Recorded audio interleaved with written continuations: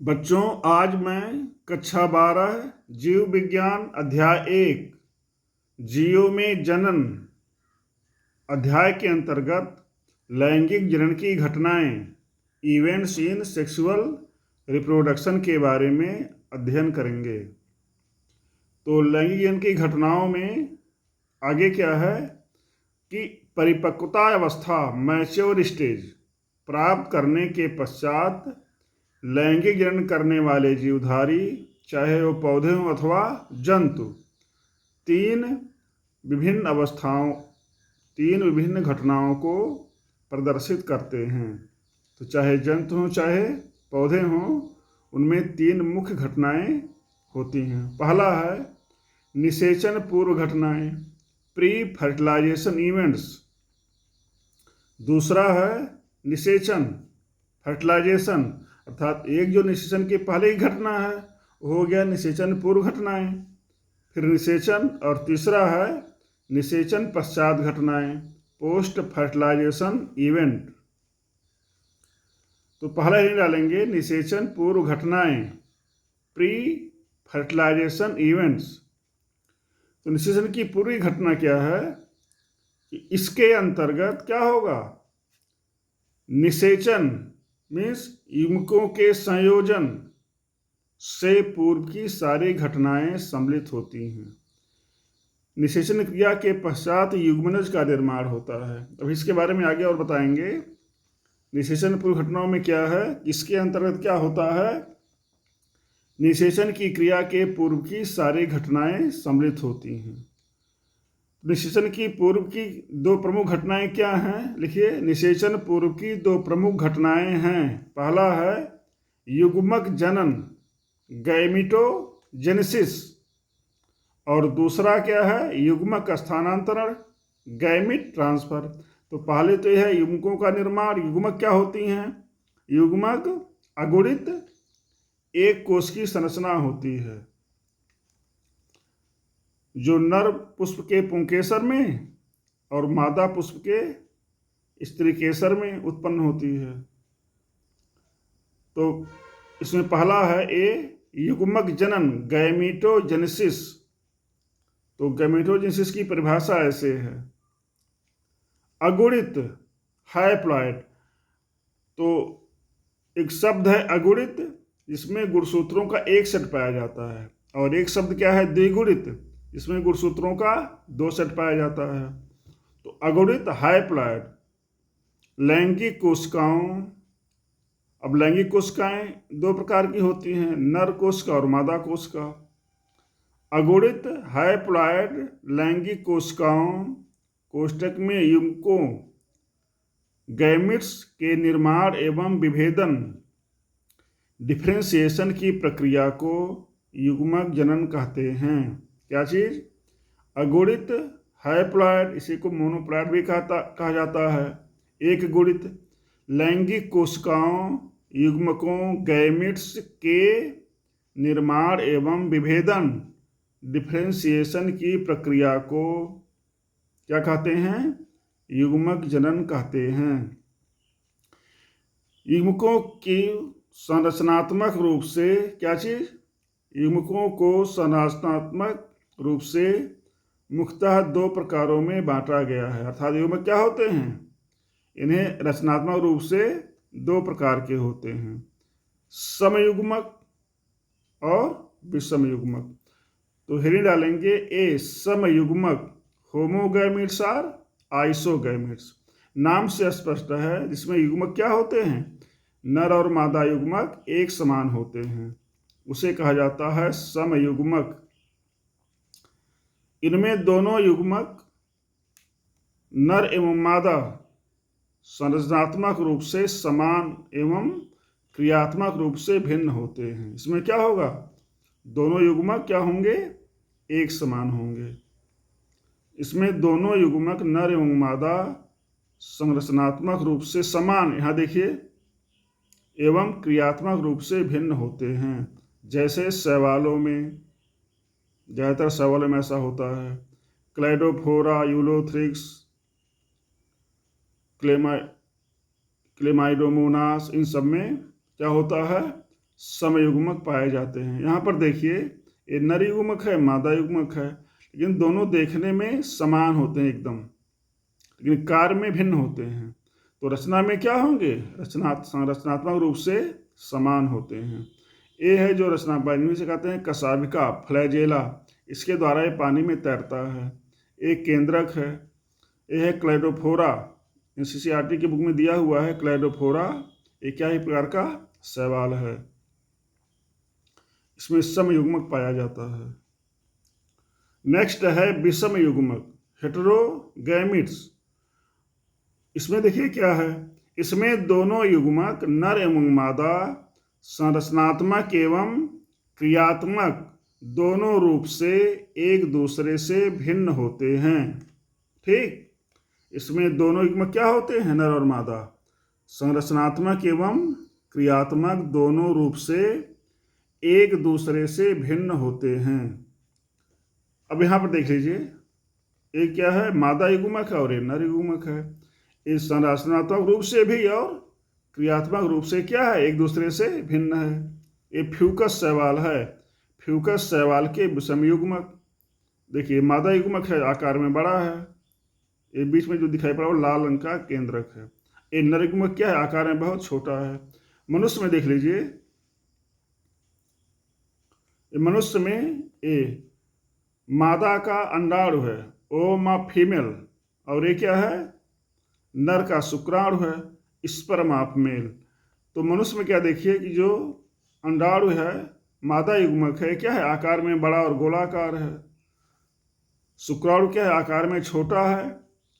इसमें देखिए 3 part mainly होते हैं, हेड, सिर, मिडिल पार्ट, मध्य भाग या मिडिल पीस, और लास्ट वाला भाग क्या होता है? पुच्छ, टेल होता है। तो नर का शुक्राणु स्पर्म ऑफ मेल है, और ये क्या है? मादा का अंडाणु ओवम ऑफ फीमेल।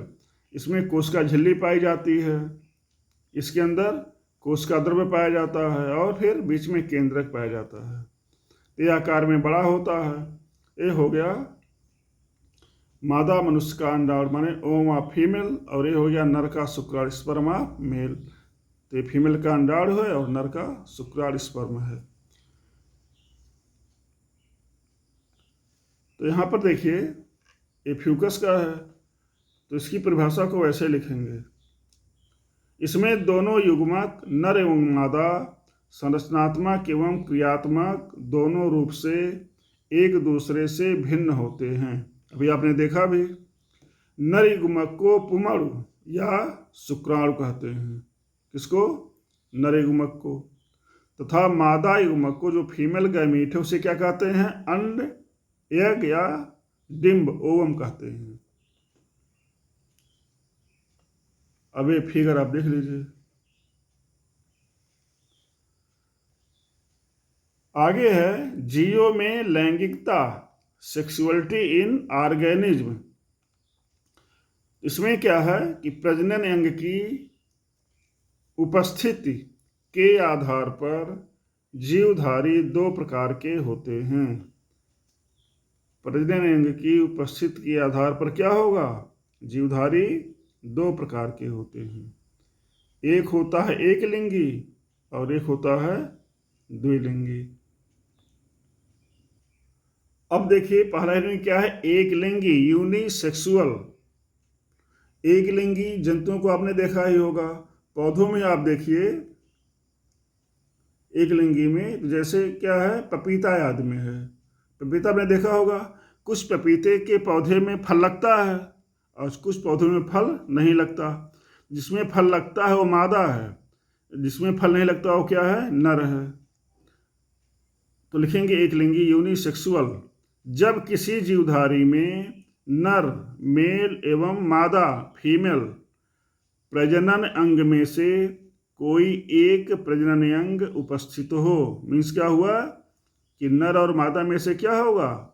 कोई एक ही उपस्थित होगा, एक ही प्रजनन अंग उपस्थित हो, तो उसे एक लिंगी जीवधारी कहते हैं। अब जैसे पादपों के पुष्पों में देखिए, पौधों में, तो पौधों में चाहे नर पुष्प होगा चाहे मादा, दोनों में से एक ही होगा। जैसे पादपों में क्या है? पपीते और खजूर में एक पौधे में नर पुष्प पाया जाता है, दूसरे पौधे में मादा। जिसमें नर पुष्प पाया जाता है उसमें फल नहीं बनते, पर जिसमें मादा पुष्प पाया जाता है उसमें फल बनते हैं। ऐसे ही जंतु में ज़्यादातर जंतु क्या होते हैं? एक लिंगी होते हैं। जैसे तिलचट्टा किताब में बना हुआ है, बंदर, पक्षी, मनुष्य, गाय, ये सब ये क्या हैं? एक लिंगी हैं। जैसे गाय मादा है तो बैल नर है। अब देखिए दूसरा हेडिंग है द्विलिंगी, बाइसेक्सुअल। तो कुछ जंतुओं में बहुत सारे पौधे में पुष्प क्या होते हैं? द्विलिंगी होते हैं। इसमें क्या होता है कि जब एक ही जीवधारी में, मान एक ही पौधे में या एक ही पुष्प में नर एवं मादा दोनों प्रजननांग उपस्थित हों। क्या चीज? जब एक ही जीवधारी में नर एवं मादा दोनों प्रजननांग उपस्थित हों तो उसे द्विलिंगी, बाइसेक्सुअल या उभयलिंगी, उभय माने दोनों, उभयलिंगी हर्माफ्रोडाइट जीवधारी कहते हैं। तो चाहे पौधा होगा चाहे जंतु होगा, अगर उसमें नर और मादा प्रजनन दोनों पाए जाएंगे, पौधों में से पुमंग और जायंग दोनों पाया जाएगा, तो क्या हो जाएगा? वो द्विलिंगी पुष्प हो जाएगा। और अलग अलग पाए जाएंगे तो एक लिंगी। जैसे देखिए पादपों में, पौधों में क्या है? सरसों है, इसमें पुंकेसर भी होता है, स्त्रीकेसर भी होता है, पुमंग और जायंग दोनों होते हैं। मटर है, चना है, स्वीट पोटैटो, शकरकंद, ये किताब में इसका फिगर बना हुआ है। शकरकंद माने स्वीट पोटैटो। जंतुओं में देखिए जैसे केचुआ है, अर्थवर्म, ये द्विलिंगी है, इसमें नर और मादा जननांग दोनों पाए जाते हैं। स्पंज, ये भी ऐसे ही है, ये संघ पोरीफेरा में आता है। हाइड्रा, ये संघ सिलेंट्रेटा में आता है, इसमें दोनों अंग पाए जाते हैं। फीताक्रिम, टेपवर्म, नर और मादा प्रजनन दोनों पाए जाते हैं। जोंक, लीच, ये आपने देखा भी होगा, इसमें केचुआ देखा होगा, जोंक देखा होगा। फीताक्रिम किस में आता है? संघ प्लेटी हेलमेंथीज में। जोंक और केचुआ संघ एनिलिडा में आते हैं। अतः इन जंतुओं में क्या होता है? नर और मादा दोनों प्रजननांग पाए जाते हैं। इसे क्या कहते हैं? इसे द्विलिंगी, बाइसेक्सुअल। अब इसका फिगर दिखा दे रहे हैं आगे। अगला एक टॉपिक है उभयलिंगाश्रयी, मानी मोनोइसियस, अर्थात जिन पौधों पर नर और मादा दोनों पुष्प पाए जाते हैं उसे क्या कहते हैं? उभयलिंगाश्रयी पादप कहते हैं। तो हेडिंग क्या है? उभयलिंगाश्रयी मोनोइसियस या समथैलेसी, होमोथैलिक। इसको हेडिंग डालेंगे और आगे लिखेंगे वे पुष्पीय पौधे जिनमें नर एवं मादा दोनों प्रकार के पुष्प एक ही पौधे पर उत्पन्न होते हैं उन्हें उभयलिंगाश्रयी मोनोइसियस पादप कहा जाता है। ध्यान दीजिए, आपने देखा भी होगा एक कुल है पौधों का, उसे कहते हैं कुकुरबिटेसी, और उस कुल में पाए जाने वाले पौधों को कुकुरबिटा कहते हैं। इसमें आता है कद्दू, लौकी, घेवड़ा, नेनुआ, खरबूजा, तरबूजा, करेला, ये सब क्या हैं? कुकुरबिटेसी कुल के पौधे हैं। इसमें कद्दू, लौकी, नेनुआ, तरबूजा, खरबूजा, ठीक ना, ये सब क्या हैं? उभयलिंगाश्रयी मोनोइसियस प्लांट हैं। इसमें देखते क्या हैं आप कि नर और मादा दोनों पुष्प एक ही पौधे पर उत्पन्न होते हैं। ऐसे नारियल है, मक्का है, कारा में सब क्या होते हैं? ये उभयलिंगाश्रयी पौधे हैं। इसमें क्या होता है? नर और मादा दोनों एक ही पौधे पर उत्पन्न होते हैं। ऐसे थोड़ा समझाएं इधर। आपने देखा होगा मक्के को, जिसके यहाँ मक्का बोया जाता होगा, आपने देखा होगा मक्के का तना है, पत्ती है, तो यहाँ पर मादा पुष्प पाया जाता है, जिसमें से क्या मिलता है? भुट्टा निकलता है, ठीक ना। जो भुट्टा वाला पोर्शन है ये क्या है? मादा पुष्प का भाग है। और ऊपर जहाँ पे जीरा टाइप लोग कहते हैं, जीरा निकल रहा है किसमें? मक्के में। ये क्या हो गया? ये नर पुष्प हो गया। तो मक्के का या भुट्टा का क्या है? ये नर पुष्प है। जिसके यहाँ मक्के की खेती होती होगी वो देखते होंगे, ये नर पुष्प ऊपर निकलता है और यहाँ पे भुट्टा आपका निकलता है। ये क्या है? मादा पुष्प है। इसमें बहुत सारे रोमे जैसे रचना निकलती है। इसका वर्तिकाग्र है, वर्तिका और वर्तिकाग्र इसमें होता है। तो भुट्टा हो गया, तो भुट्टा क्या है, मादा पुष्प हो गया। और ये वाला नर पुष्प किसमें, मक्के में। तो मक्के में ए जैसी ये विशेषता पाई जाती है। ऐसे आपने देखा होगा कद्दू में, लौकी में कुछ पुष्प ऐसे होते हैं जिनमें पुष्प फल नहीं बनता, ठीक ना। मक्के में क्या होता है, मक्के में कह रहे हैं, कद्दू में, लौकी में, नेनुआ में कुछ पुष्प ऐसे इसमें क्या होता है, फल नहीं बनता। ये नर पुष्प होते हैं। और कुछ पुष्प ऐसे होते हैं, देखिए इस तरह से, ठीक ना, और इसमें क्या होता है, फल बनता है। ये क्या हो गया, मादा पुष्प हो गया। ये हो गया अंडाशय, ये हो गया मादा। तो मादा में ये अंडाशय पाया जाता है, और जिससे बाद में क्या होता है, फल बनते हैं। और नर में पुंकेसर तो पाया जाता है, पुमंग। और ये हो गया नर, इसमें फल नहीं बनता, इसमें फल नहीं बनता, इसमें फल बनता है। तो ऐसे कुकुरबिटेसी में चाहे कोहड़ा हो, लौकी हो, नेनुआ हो, सरपतिया है, इन सब में नर और मादा पुष्प अलग अलग होते हैं। तो मादा में अंडाशय होता है, इससे फल बनता है। और नर में अंडाशय नहीं पाया जाता, पुंकेसर पाया, इसमें फल नहीं बनता। ऐसे मक्का में सब बच्चे देखे ही हैं। एक लिंगास्त्री, डाइसियस या विषम थैलसी हेटेरोथैलिक। एक लिंगास्त्री मतलब ये क्या होते हैं, एक लिंगी मूल रूप से पौधे पुष्प होते हैं। वे पुष्पीय पौधे जिनमें नर तथा मादा पुष्प अलग अलग पौधों पर पाए जाते हैं। क्या चीज, वे पुष्पीय पौधे जिनमें नर तथा मादा पुष्प अलग अलग पौधों पर पाए जाते हैं, उन्हें एक लिंगाश्रयी डाइसियस पादप कहते हैं। ये मुख्य रूप से क्या होते हैं, एक लिंगी होते हैं। अभी हमने बताया था एक लिंगी में तो पपीता जैसे है, इसे पपाया कहते हैं। खजूर, डेट पाम, मार्केंसिया, ये सब क्या होते हैं, एक लिंगी पौधे होते हैं। इनमें पुष्प क्या होते हैं, ये पौधे एक लिंगी पुष्प वाले होते हैं। इन्हें कहा जाता है एक लिंगाश्रयी डाइसियस या विषम थैलसी हेटेरोथैलिक प्लांट। इनमें क्या होगा, नर तथा मादा पुष्प अलग अलग पौधों पर पाए जाते हैं। इसलिए कुछ पौधों में फल आता है और कुछ में फल नहीं आता। यहाँ पर देखिए एक केचुआ है, अर्थवर्म। ये क्या है, द्विलिंगी प्राणी है, ठीक ना। केचुए में आपने देखा हुआ रचना चमकदार होती है, इसे कहते हैं क्लाइटेलम, CLITELLUM, क्लाइटेलम।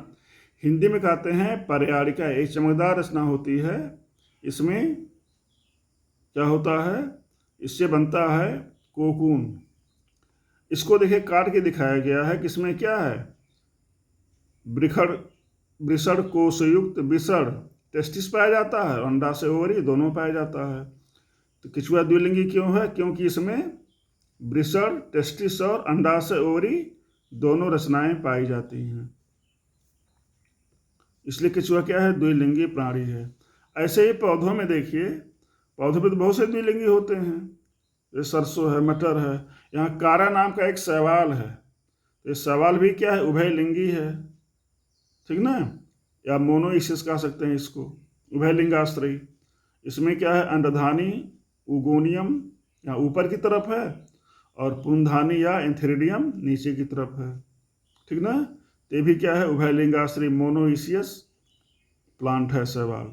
इसमें नर और मादा दोनों प्रकार के भाग एक ही पौधे पर पाए जाते हैं। ऐसे ही देखिए एक काकरोच है, तो काकरोच एक लिंगी होता है। इसमें देखिए एक नर होता है, नर काकरोच, इसमें क्या पाया जाता है, टेस्टिस, वृषण पाया जाता है नर में। और ऐसे एक मादा काकरोच होती है, उसमें क्या पाया जाता है, अंडाशय, ओवरी पाया जाता है मादा में। तो नर में क्या पाया जाता है, वृषण, और मादा में क्या पाया जाता है, अंडाशय या ओवरी पाई जाती है।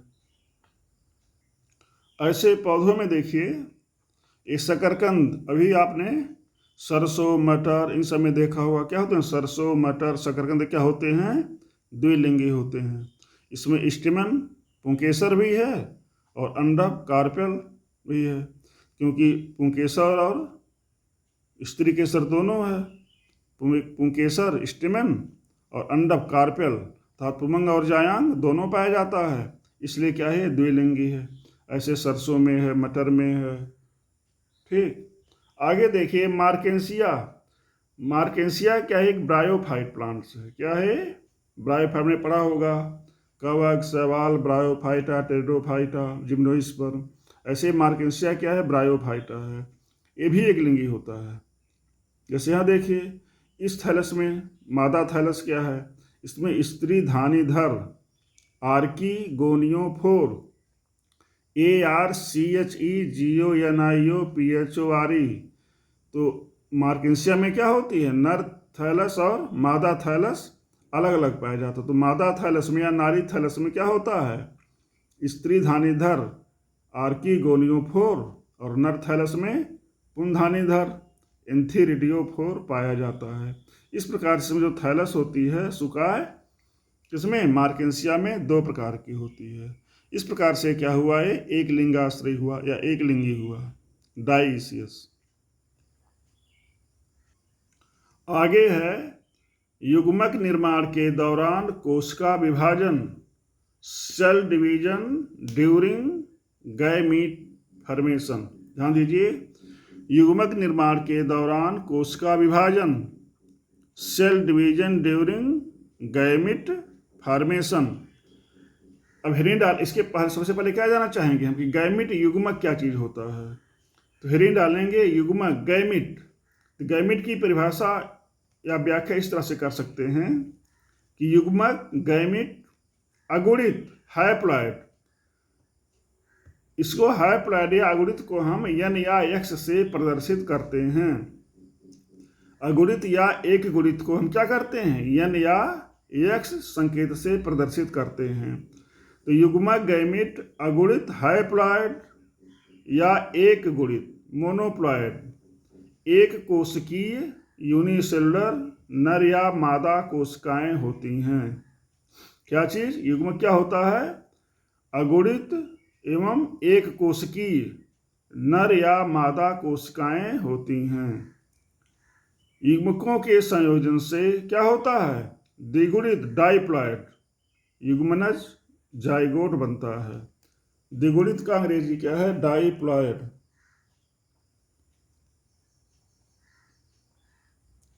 डाइप्लॉइड। तो क्या हो गया, युग्मकों के संयोजन से डाइप्लॉइड द्विगुणित युग्मनज जाइगोट बनता है।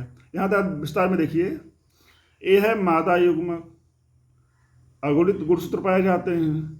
अगुणित माने या एक गुणित, एक ही चीज है, अगुणित या एक गुणित। ये है नर युग्मक, ये भी अगुणित है, N या XX कह सकते हैं। मादा युग्मकों और नर युग्मक, मादा युग्मक और नर युग्मक के संयोजन से क्या बनता है, युग्मनज जाइगोट बनता है। अब ध्यान दीजिए, यहाँ पे चाहे पौधा हो चाहे जंतु, इसे ध्यान देने की बात है कि चाहे पौधा होगा चाहे जंतु, दोनों में क्या होगा, दोनों प्रकार के युग्मक बनेंगे, पौधे में या जंतुओं में।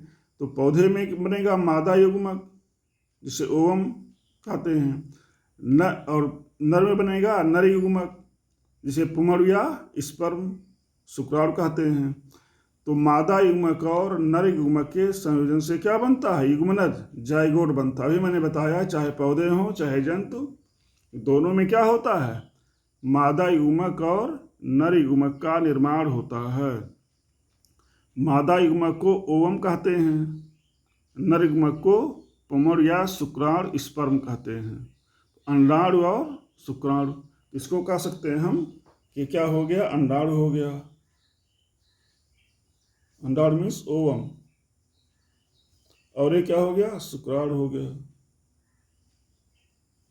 शुक्राणु मीन्स स्पर्म। ये दोनों बनेंगे, चाहे जंतु होगा चाहे पौधा। अब इन दोनों के संयोग से क्या बनेगा, युग्मनज जाइगोट। अब जाइगोट द्विगुणित हो गई, डाइप्लॉइड हो गया। तो ये जो युग्मनज युग्मक कोशिकाएं होती हैं, युग्मक कोशिकाएं अगुणित होती हैं, और इन दोनों के संयोग से जो युग्मनज जाइगोट कोशिका बनती है वो क्या होती है, द्विगुणित होती है। ऐसा इसलिए आवश्यक है जिससे जीवधारियों में समान संख्या में गुणसूत्रों की संख्या बनी रहे। अब जो युग्मनज बनता है चाहे पौधे में चाहे जंतु में, उससे क्या बनता है? भ्रूण। ठीक, और इस भ्रूण से फिर पौधों के केस में पौधा बनेगा, जंतु के केस में जंतु बनेगा। तो ये ध्यान देने की बात है कि मादा युग्मक और नर युग्मक के संयोग से युग्मनज बनता है। युग्मनज से क्या बनता है? भ्रूण बनता है, और भ्रूण से चाहे पौधा बनेगा, पौधों का केस है, और जंतु बनेगा अगर जंतु है तो। आगे है अगुणित जनक हैप्लॉइड पेरेंट सूत्री विभाजन द्वारा। ध्यान दीजिए यहाँ पे, अब पेरेंट्स दो प्रकार के होते हैं। कुछ पेरेंट्स क्या होते हैं? अगुणित होते हैं, हैप्लॉइड होते हैं। कुछ पेरेंट क्या होते हैं? द्विगुणित, डायप्लॉइड होते हैं। अब जैसे शैवाल, कवक, ब्रायोफाइटा, इन सब में जो पेरेंट्स होते हैं क्या होते हैं? अगुणित होते हैं ज़्यादातर मामलों में, हैप्लॉइड होते हैं। लेकिन टेरिडोफाइटा, जिम्नोस्पर, एंजियोस्पर या ज़्यादातर जंतुओं में पेरेंट्स क्या होते हैं? द्विगुणित, डायप्लॉइड होते हैं। इसमें मुख्य पौधा अगुणित होता है, और पुष्पधारी पौधे जितने पुष्प निकलता है वो सब मुख्य पौधा क्या होता है? द्विगुणित होता है। अर्थात उनकी कोशिकाओं में गुणसूत्रों की संख्या क्या होती है? 2n, अगुणित की दूनी होती है। तो जो अगुणित जनक होते हैं हैप्लॉइड पेरेंट, उसमें क्या होता है? सूत्री विभाजन द्वारा, मीन्स बाय माइटोसिस या माइटोटिक डिवीजन, तथा द्विगुणित जनक इसमें डायप्लॉइड पेरेंट्स अर्धसूत्री विभाजन, मियासिस और रिडक्शन डिवीजन द्वारा युग्मक उत्पन्न करते हैं। ये बड़ा महत्वपूर्ण है कि जो अगुणित जनक है पौधों के मामले में शैवाल, कवक, ब्रायोफाइट, उसमें सूत्री विभाजन द्वारा, तथा द्विगुणित जनक जैसे टेरिडोफाइटा, जिम्नोस्पर, एंजियोस्पर तथा बहुत से प्रकार के जंतु, इसमें क्या होता है? अर्धसूत्री विभाजन, मियासिस या रिडक्शन डिवीजन द्वारा युग्मक उत्पन्न करते हैं। यहाँ देखिए अगुणित जनक है यन, ये मातृ कोश का है, युग्मक मातृ कोश का, गैमीट मदर सेल, इसमें सूत्री विभाजन होगा और फिर दो युग्मक बनेंगे। ये द्विगुणित जनक है, ठीक ना। इसमें जो मदर सेल है मातृ कोश का है, उसमें क्या होगी? अर्धसूत्री विभाजन होगा और फिर 4 युग्मक बनते हैं। तो बच्चे लोग सूत्री विभाजन और अर्धसूत्री विभाजन को ठीक से नहीं पढ़े होंगे 11वीं में, इसलिए इसको जो है ठीक से पढ़ लीजिएगा। साधारण से बता दें कि सूत्री विभाजन सामान्यतः दैहिक कोशिकाओं में पाया जाता है, बॉडी सेल में, और सूत्री विभाजन के फलस्वरूप जीवधारी अपने आकार में वृद्धि करता है। ध्यान दीजिए, सूत्री विभाजन दैहिक कोशिकाओं में पाया जाता है और सूत्री विभाजन के फलस्वरूप जीवधारी अपने आकार में वृद्धि करता है। ठीक, और जो अर्धसूत्री विभाजन है, यहाँ मैं सूत्री विभाजन अर्धसूत्री विभाजन चर्चा करूँ इसका नहीं, सूत्री विभाजन के फलस्वरूप जीवधारी क्या करता है? अपने आकार में वृद्धि करता है। इसमें गुणसूत्रों की संख्या मातृ कोशिका के समान, मातृ कोशिका में n है तो पुत्री कोशिकाओं में भी n होगा। मातृ कोश अगर 2n है तो पुत्री कोशिकाओं में गुणसूत्रों की संख्या 2n होगा। तो सूत्री विभाजन में क्या होता है? मातृ कोशिकाओं में जो गुणसूत्र होते हैं वही पुत्री कोशिकाओं में भी गुणसूत्र पाया जाता है। अर्थात पुत्री कोशिकाओं में गुणसूत्रों की संख्या मातृ कोशिका के समान होता है। ठीक, और अर्धसूत्री विभाजन में पुत्री कोशिकाओं में गुणसूत्रों की संख्या, यहाँ देखिए, मातृ कोशिका की आधी होती है। दोनों में मेन अंतर है। सूत्री विभाजन में गुणसूत्रों की संख्या मातृ कोशिका के समान, अर्धसूत्री विभाजन मियासिस में गुणसूत्रों की संख्या मातृ कोशिका की आधी होती है, इसलिए इसका नाम पड़ गया अर्धसूत्री विभाजन। ये पाया जाता है कायिक या बॉडी सेल में, ये पाया जाता है जनन कोशिकाओं में। ठीक, अर्धसूत्री विभाजन का एक नाम और है रिडक्शन डिवीजन, ये बहुत महत्वपूर्ण है। अब देखिए, मनुष्य की कायिक कोशिका बॉडी सेल एवं मियोसाइट, गैमीट मदर सेल में गुणसूत्रों क्रोमोसोम की संख्या 2n कितना होता है? 46। मतलब मनुष्य की कायिक कोशिका में, ठीक ना, और मियोसाइट में जो गैमीट मदर सेल हैं उसमें गुणसूत्र संख्या 46 होती है, 2n। था युग्मकों अंडाणु में ओवम एवं शुक्राणु स्पर्म में गुणसूत्रों की संख्या क्या होती है? इसकी आधी होती है n, 23 गुणसूत्र होते हैं। अगुणित, ये हो गया द्विगुणित, मीन्स 2n माने 46। किसमें? कायिक कोशिकाओं में। और जनन कोशिकाओं में, चाहे अंडाणु या शुक्राणु हो, इसमें गुणसूत्र संख्या क्या होती है? अगुणित होती है, 23 गुणसूत्र होते हैं। एग्जाम में पूछा जाता है कि मनुष्य में अगुणित हैप्लॉइड संख्या गुणसूत्र कितनी होती है? 23 होती है, और द्विगुणित संख्या 46 2n होती है। अभी किताब में विस्तार से बता देंगे। आगे हेडिंग है युग्मक स्थानांतरण, गैमीट ट्रांसफर। थोड़ा इसके बारे में और बता दें। इधर आपने बुक में देखिए लिखा है जीव का नाम अर्धसूत्राणु मीन्स बॉडी सेल में या मियोसाइट में गुणसूत्रों की संख्या, और यह है युग्मकों गैमीट में गुणसूत्रों की संख्या। तो मनुष्य में देखिए शरीर की कोशिकाओं में या मियोसाइट में 46, युग्मकों में जो शुक्राणु या अंडाणु में 23, ऐसे घरेलू मक्खी में 2n कितना है? 12, तो n क्या हो जाएगा? 6 हो जाएगा। यहाँ पर देखिए चूहे में, यहाँ n 21 दिया है, तो 2n क्या हो जाएगा? 42 हो जाएगा। यहाँ पर देखिए कुत्ते में 2n, शरीर की कोशिकाओं में गुणसूत्र संख्या क्या है? 78 है, इसका आधा हो जाएगा, तो कितना हो जाएगा? 39। ये हो गया ना, 39 हो गए, 78 हो गया। इसमें देखिए बिल्ली में अगर n बराबर 19 है तो 2n बराबर 38 हो जाएगा, 38 हो जाएगा।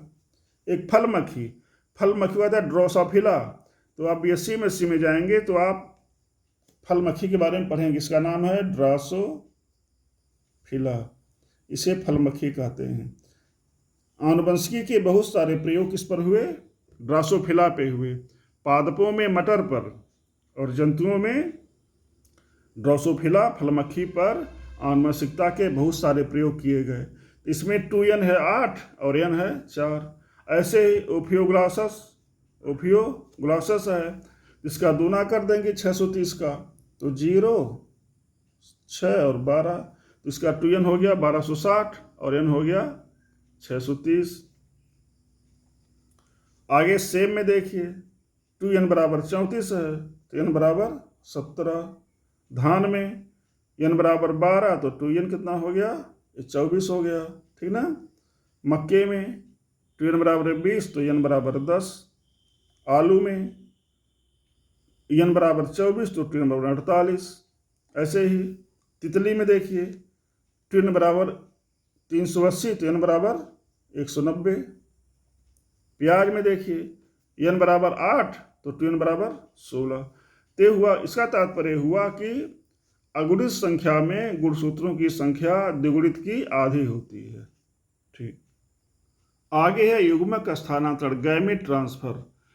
तो युग्मकों का किसी माध्यम द्वारा एक पुष्पया जीव से दूसरे पुष्पया जीव तक जाने की क्रिया को युग्मक स्थानांतरण कहते हैं। क्या चीज है? युग्मकों का किसी माध्यम जल, वायु, जो भी हो, द्वारा एक पुष्पया जीव से दूसरे पुष्पया जीव तक जाने की क्रिया को क्या कहते हैं?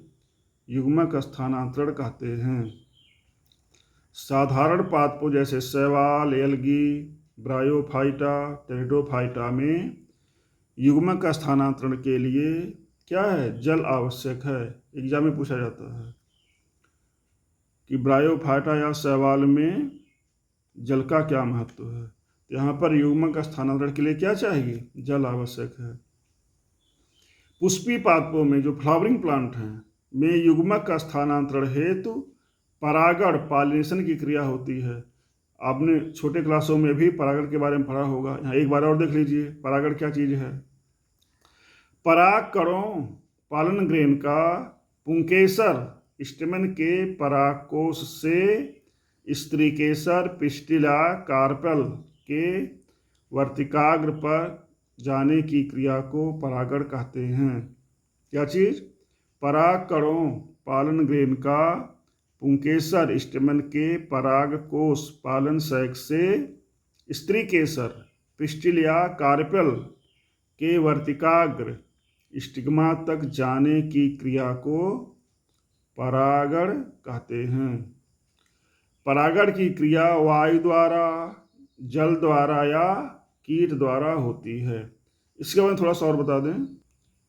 ये देखिए पुंकेसर है,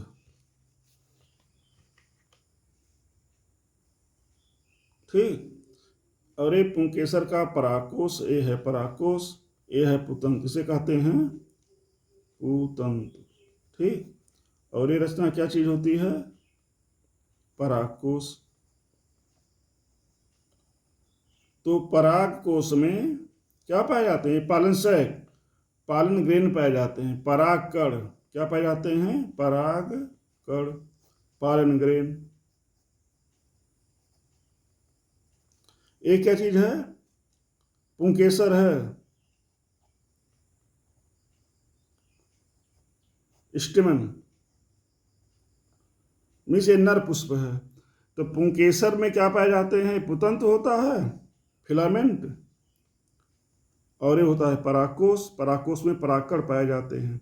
स्त्री केसर में क्या चीज होता है? ये होता है वर्तिकाग्र। देखिए ऐसे, इसको ऐसे बना लेंगे।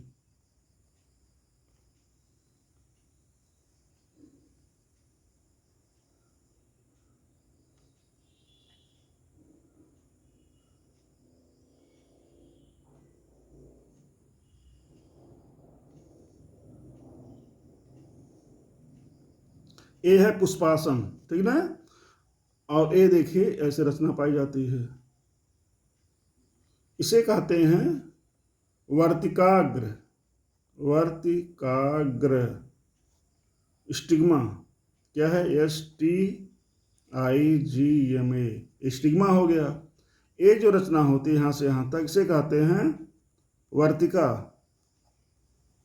स्टाइल। क्या हो जाता है? वर्तिका मीन्स स्टाइल, STYLE।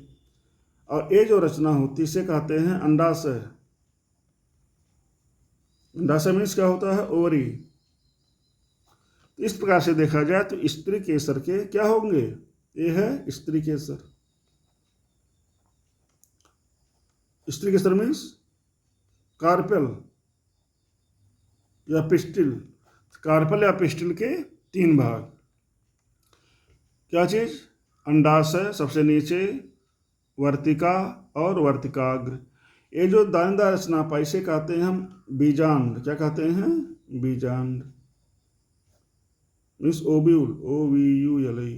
अब देखिए परागण की क्रिया में क्या होता है।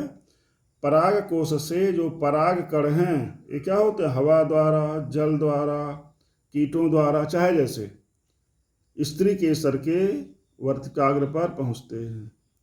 तो परागण क्या चीज हो गया? नर पुष्प के पुंकेसर से पराग कणों का किसी माध्यम से स्त्री केसर के वर्तिकाग्र तक पहुंचने की क्रिया को क्या कहा जाता है? परागण कहते हैं। जब यहाँ पे पहुंच जाता है स्त्री केसर पर, जब परागकण क्या होते हैं? यहाँ स्त्री केसर तक पहुंच जाते हैं, तो इसमें अंकुरण होता है, और अंकुरण जब होता है इससे परागनली निकलती है, ठीक ना। और ये परागनली वर्तिका से होते हुए कहाँ पहुंचती है? अंडाशय में, और अंडाशय के बीजांड तक पहुंच जाती है।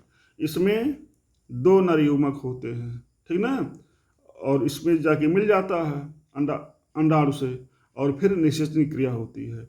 इस प्रकार से क्या हुआ? परागण क्रिया में परागकण वर्तिकाग्र पर पहुंचते हैं, और यहाँ पहुंचकर क्या होता है? जो परागकण उसमें अंकुरण होता है, और क्या बनता है? परागनली। ये क्या चीज है? ये चीज है परागनली। परागनली। और परागनली द्वारा जो नर युग्मक हुआ क्या होते हैं? अंडाशय के बीजांड तक पहुंच जाते हैं। परागकण पालन ग्रेन वर्तिकाग्र पर अंकुरित होते हैं, और परागनली पालन ट्यूब निकलती है, जो नर युग्मकों मेल गैमिट को क्या करती है? बीजांड तक पहुंचाती है। ये यहाँ तक पूरा हो गया आज, फिर अगले पार्ट में।